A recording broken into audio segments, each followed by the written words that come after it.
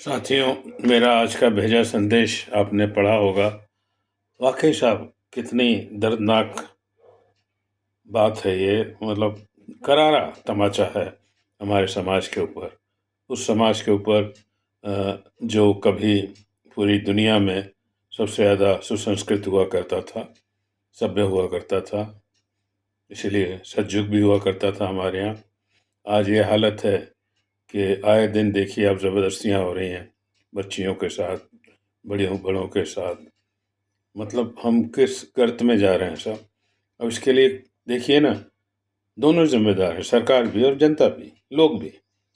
वो ऐसे-ऐसे केसेस पे अगर सही इंसाफ नहीं मिल रहा है या उसमें कोई क्या कहते हैं कि कब्ज़े में एक चीज़ नहीं आ रही है और ये ऐसी घटनाएँ बढ़ रही हैं और काबू नहीं हो पा रहा है, तो कुछ तो साहब करना पड़ेगा ना लोगों को या सरकार को मिलके। कुछ तो आपको विरोध करना पड़ेगा ना साहब। दिनों-दिन इस तरह के मैं कहना नहीं चाहता था कि रेप के किस्से बढ़ ही रहे हैं बलात्कार के साथ, और वो भी बच्चियों के साथ भी साहब।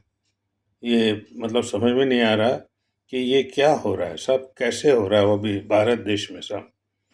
तो देखिए हम लोगों को जागना पड़ेगा साहब, कुछ न कुछ विरोध करके, कुछ करके हमें इस चीज़ों को बस में करना पड़ेगा। कानून और पुलिस के आश्रय तो देखिए अगर होना होता तो अब तक ये केसेस कम हो गए होते, ख़त्म हो गए थे। उल्टा इतना मज़ाक बना दिया गया है कानून का कि किसी को इस रेप के मामले में ज़मानत मिली, उसके बाद वो उनको जाके जिस पर पीड़िता के घर, उनके बच्चों को, सबको मतलब परिवार को डराने-धमकाने लग गया साहब। और दोबारा उसी पीड़िता के ऊपर उसने रेप किया।